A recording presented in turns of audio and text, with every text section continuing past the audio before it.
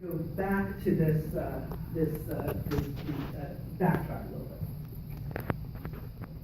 One of the Snowden revelations in 2013 was something related to a San Francisco switching station for AT&T phone calls. Okay. There had been an earlier lawsuit, which the ACLU had been involved with, where the claim was, well, AT&T is taking phone call records, and handing them through the back door to the US government. And the court said, you got no proof, you got nothing. All speculative, okay, and dismissed it.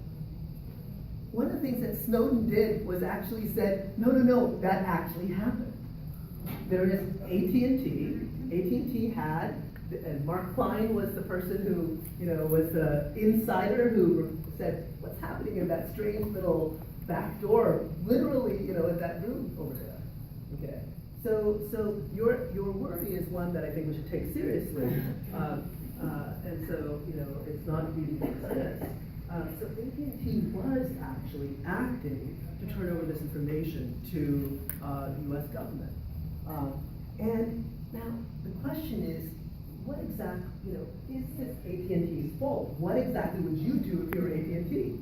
Okay, this is an open question. Because AT&T, okay, is really, has been part of this law enforcement system for a long time. And it goes back to early cases, all right? These early cases said, that were interpreting the Fourth Amendment, said, when someone is using AT&T or the public telephone networks, they lose privacy in the phone calls in whom they are dialing and how long they are dialing. Not in the content of the message, but they lose privacy in the transaction records. Okay. And the theory was, you have no reasonable expectation of privacy if you have shared this information with AT&T, which you have to do in order to place that call. So this is what's called the third-party doctrine. It's this huge loophole in Fourth Amendment.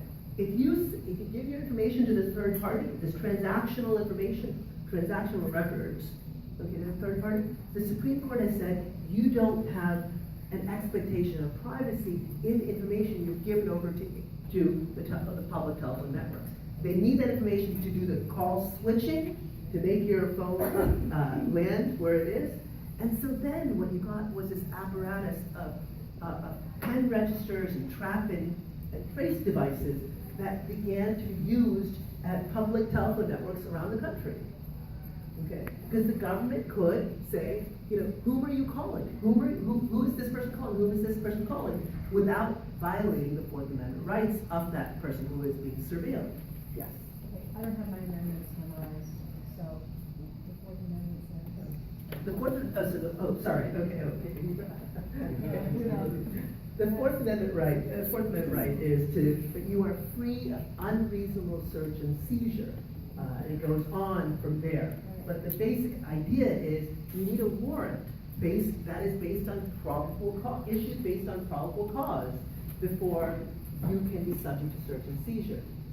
What the third-party doctrine did was to say the government did not need a warrant to get that trap and trace device, the pen register device, that will allow you to track who's calling out, whom you're calling and who's calling you, and for how long. Not the content of that, okay? So the Supreme Court said, no, you're not sharing the content of that information, the call, what you actually say, okay, with AT&T.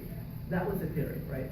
The third-party doctrine. So AT&T's switching box that was sending information to the NSA in San Francisco, just right here, okay, was in fact really consistent with this long theme of allowing the government to access this kind of call switching, this kind of telecommunications network information long before we got to post 9/11, long before we get to this new world. So now let's get back to the world of Fitbit and continence. Yes. I'm troubled by numbers. You're talking about mass collection of information by the telephone company, which is then multiplied by every other place that is getting information. How does the government decide what given phone call is of significance? Because, you know, at random, if you say this is happening in San Francisco, it's happening all over the damn world, and you're talking about an infinite number of telephone communications. How, you don't they have to have some specific reason to look at the data from a given telephone to utilize it, which would be a very different matter than mass surveillance? Sure. So the question is, does the government need to have more particularized requests to AT&T, et cetera? So it might be particularized in ways like this. You know, who's dialing outside the United States? Okay, so that's a typical. If you're calling abroad, you know, that might be a really easy way to get that information in there. But just remember the premise of this, which is the collection of information is not necessarily illegal, at least does not require Fourth Amendment scrutiny if it involves the third-party doctrine. Now, there are other statutes about limiting the collection of information on Americans within the United States and Americans abroad, and other people within the United States that can be brought to bear in this question. So that's not, the Fourth Amendment is not the only bit of law here. There's statutory law as well that does provide some protection. Your general question is this: does it make, if I understand you correctly, does it make sense to collect so much information and hope to gather any use out of it, right? I'm skeptical. I'm actually truly skeptical that collect it all is a reasonable strategy to actually get actionable information. You're basing on a legal statement, and that's not my question. My question is the practical issue is if you have an infinite number of telephone calls, how do you go about screening that to get useful information? So what they, you know. Sounds like a technology question. So, you know, how they go about screening it. So there are things like, ultimately, so let's imagine a huge database. What their goal is to have databases that they can query for certain purposes, okay? So they can say, who called this number? And then who called the number that called that number? And who called the number that called that number? Yes. Statistics. Okay, yeah. I think I can answer your question more directly. There's a great deal of very powerful statistics out there called cluster analysis, factor analysis, that are able to handle huge amounts of data. And what the government is doing in order to try and find areas of terrorism or areas of relationship is to actually look at patterns of relationships amongst not only the numbers, which you seem to be focusing on, but the associated names. And so they're looking statistically at associated cell blocks, if you will, of people that are on other lists, like the no-fly lists. And so it isn't just a matter of randomly looking at, as you say, large numbers, and they're not infinite. We have many more stars in the universe, and the astronomers are carrying that down very rapidly. But as a result, yes, they can pull patterns out of this very rapidly. How do they start off getting a pattern? They start out with the data and associate relationships, data relationships, number of relationships, frequencies. Computer programs can look for patterns very well. We don't It's all need a binary. starting point. Yeah. So I think we're gonna have to pursue this, a little bit later. No, EFA. So what we see, let me go back from so the third party doctrine, develops decades ago, okay? But now imagine it transported to the world I began with, a world of, so it's not just that there's one single phone company, AT&T, it's a world in which you are sharing information with all kinds of companies at all times, right? Fitbit or Jawbone or Amazon or Apple or Google or Microsoft, all these companies are collecting all this data. A really tricky and difficult question is how to apply third-party doctrine in this context. Does this mean, does the logic of it mean something as simple as this? You share this information with Apple, therefore, you have no Fourth Amendment protections in it. You have no privacy rights in it, at least based on the Fourth Amendment. Right? That is the interpretation that the government would prefer. Okay? As long as you've shared it with a company, you've lost your Fourth Amendment privileges with respect to that. Is this on the grounds of no expectation of privacy? Yes, you have no reasonable expectation of privacy. You've given it over to a company, therefore you have no reasonable expectation of privacy. Yes. So they can sell it and use it however they wish, once we have Yeah. given some information? These data brokers? It gets really kind of creepy. I gotta tell you this, I was just looking, I may be taking the GRE, right? I was looking something up on my phone, happened to be at work. Then I put it down, get back to do some work on my mail, I'd been on a break. Later on, it showed up on my computer at work, it showed up on my email at home, it showed, and I thought, wait a minute, I didn't even use my work email to look for that. I used my phone, and now I get all these pop-ups all the time. And I thought, my goodness, that's very creepy. Right. That's called data And mining. so by doing that, are you saying we're giving away all rights? So I'm trying to be very specific about the Fourth Amendment rights here. Okay, so your question is a very important one. So the fact that you may not have Fourth Amendment rights doesn't mean that you have no rights in the data. And I think there are a lot of lawyers who would say, no, you can't take that doctrine written for telephone exchanges and then transfigure it for this totally radically different world.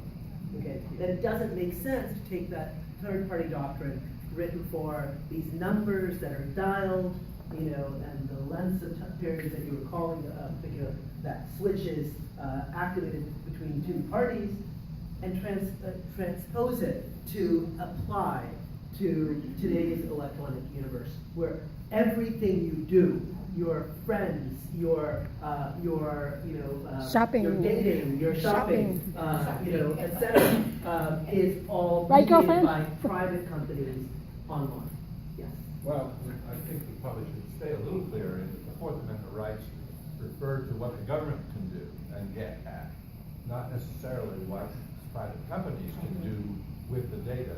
And secondly, that you're talking about the government getting at what I guess is the term is metadata. Not the content of the email inquiry, search terms, or of a phone call, a voice. Exactly.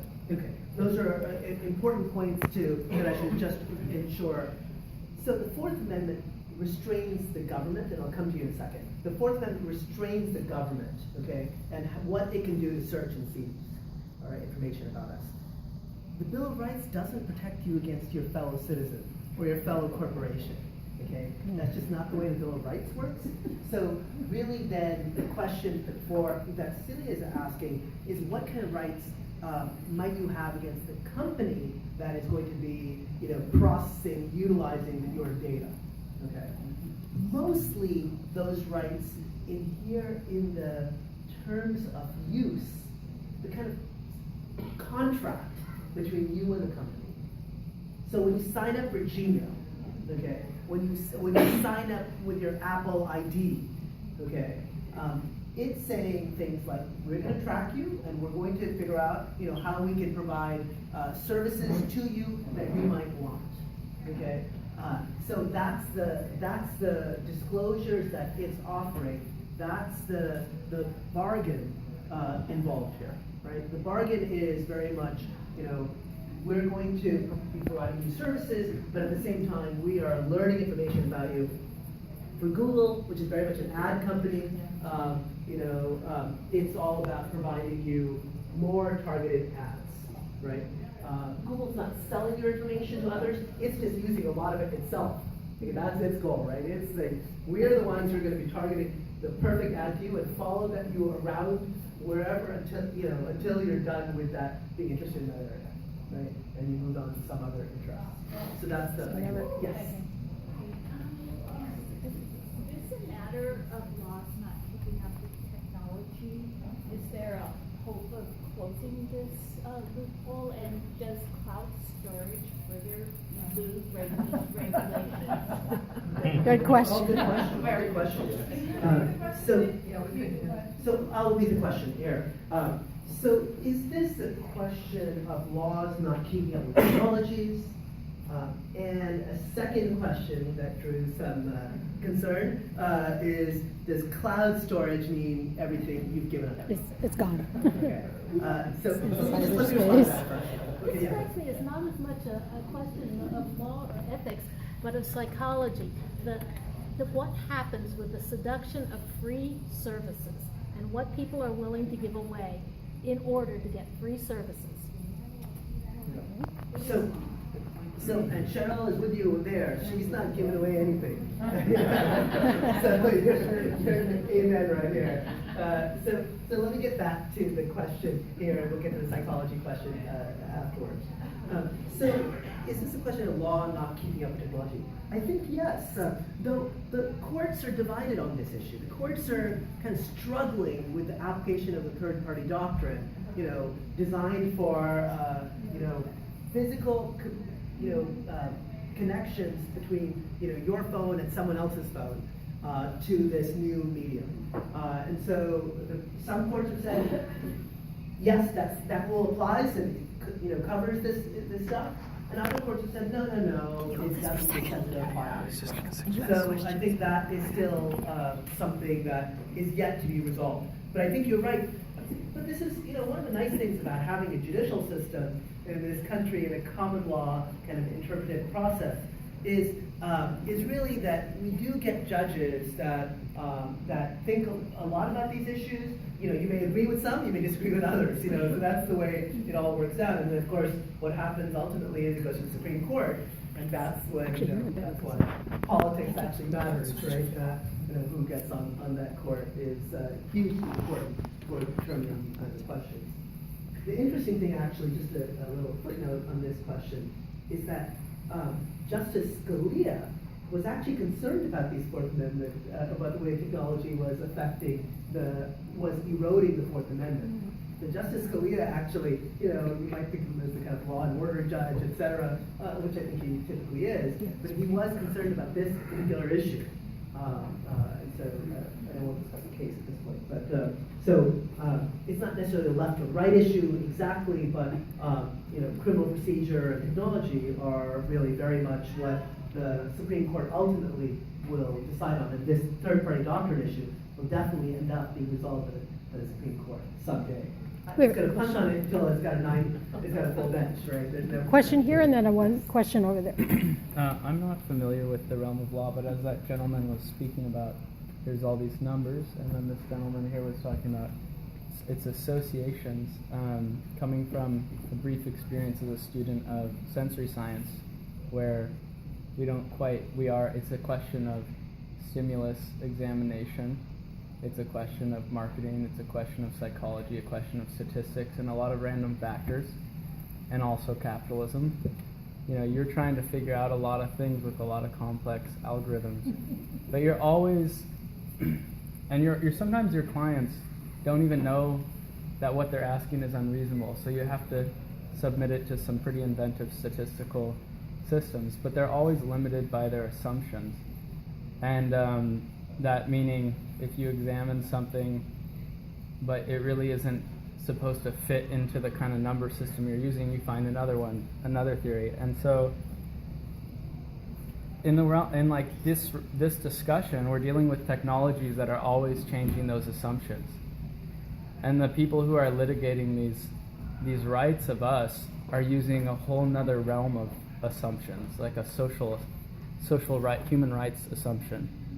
So should we just have AI lawyers, or like what should we do? Artificial intelligence what lawyers? should we do, for this? Because I would say that in the unreasonable search of seizure, isn't there precedents made for cases where people have been sent unwanted mail through their postal service because that's a government program? And so now aren't telephones, smartphones serving the purpose that a federal postal service used to serve, that was, pretty much Pony Express technology? And now, so that would be my question is, do we have to change? What do you think about that? So there's even case law on the postal service. There's case law on the question. Yeah, I can re-summarize it if you need. So let me just, on postal service, and just to, again, since most of you aren't lawyers and I'm a huge fan of lawyers, let me say, so there's a case in 1967 or so called 67, Lamont v. Postmaster General. It's a fascinating case about the interception of mail from the Soviet Union. So if you got, if you were communicating with a communist country, the government would take the mail, divert it, open it up, and then send it on to you. Okay. All right. But first checking it. Okay. So this is a case that challenged that under First Amendment rights, and so the Supreme Court in that case said, no, this has got to stop. The government cannot continue to stop people from getting information from outside the United States. This is the fervor of anti-communism, and so we, judges, and let me just say, like Justice Scalia here, who there may not be much love of in environments like this, for many reasons. There are many reasons that I can totally understand that. But in this one issue, how complicated it is, there's a case called, remember we talked about having no reasonable expectation of privacy. You don't need a warrant typically. The government doesn't need a warrant to follow you on the street, right? If they see you, they can see what you're doing. Okay. Obviously, to stop and search you, that's a different issue. Okay, right? They might need some reasonable suspicion and things like that, but whatever. Okay. So, but they don't need if the police car wants to tail you, they can tail you, right? And so the government a few years ago, the police put a tracker on something, a GPS tracker on the bottom of the person's car. Okay. And they said, the car is rolling on public streets. Okay. This is just like us following him. If we were, they thought he was a mafioso. Okay. Just like us following him, just using our eyes, which we could do. He's just on a public street. Okay, we just follow the public streets, right? And Justice Scalia, with the majority, said no.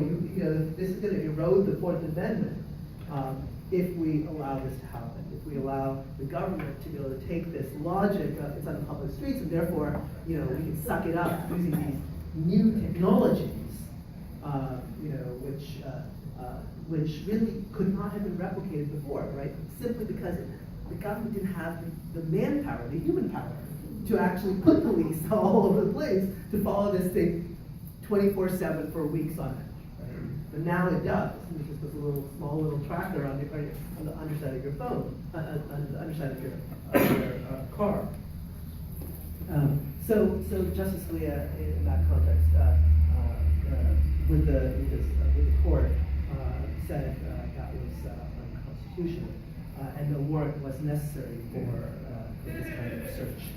This did constitute invasion of privacy, which would need a warrant to allow to happen. So let me just kind of kind of come back to where we are. Okay. So I began by talking about the Apple v. FBI case, but it's hardly the only case in this area. There are complicated issues across borders. There's a case going on right now in New York that involves Microsoft. Microsoft is only involved because it's the person, the alleged drug-involved person, the drug defendant, and we don't even know where he's from, or I'm assuming it's a he, but where he or she is from. But the drug defendant, in this case, happened to use Hotmail that was based in Ireland. Okay. So Hotmail is a Microsoft Gmail service. It's the original cloud-based service and email service, right?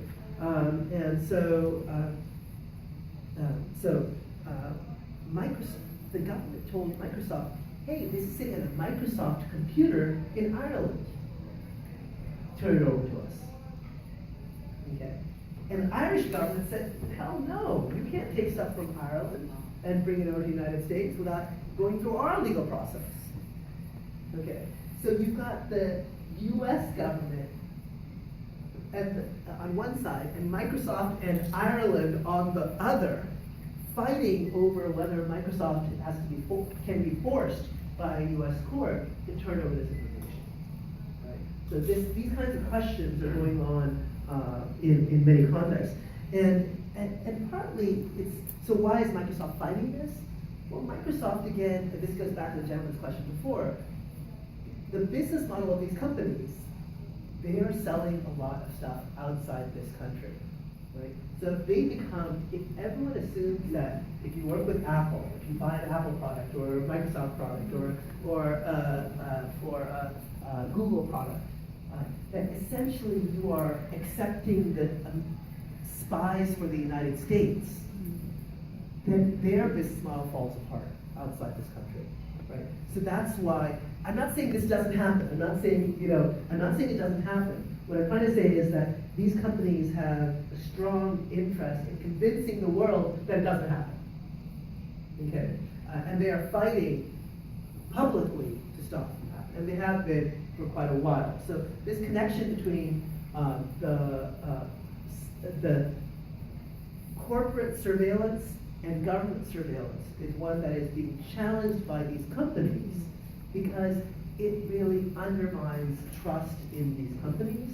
And it turned out, so go back to the Apple FBI case, which I started talking about a long time ago.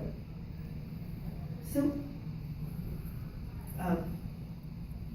one of the things that ACLU lawyer who came and spoke at the law school this last year said to me about the case, this is just when the case was starting out, he said, the government picked this case, okay? They chose the case they wanted to to force Apple to do this. Why? Because they assumed that the whole country would say, yes, Apple, turn it over that information. Stop the next, attack. Okay? That's what they thought. It turned out that people were like, no, we don't want all our information being sucked up by the government and being told, Apple being told to turn over our information, right? So it turned out that the politics of it were very different than what the government anticipated. The government anticipated that they would win the political war. I actually thought it was a bad idea for Apple. This was the bad case for Apple to resist. Because I thought the politics were terrible for Apple, and bad cases make bad law, right? You concede here, you fight it out of better some other case, So that's what I thought politically at the time.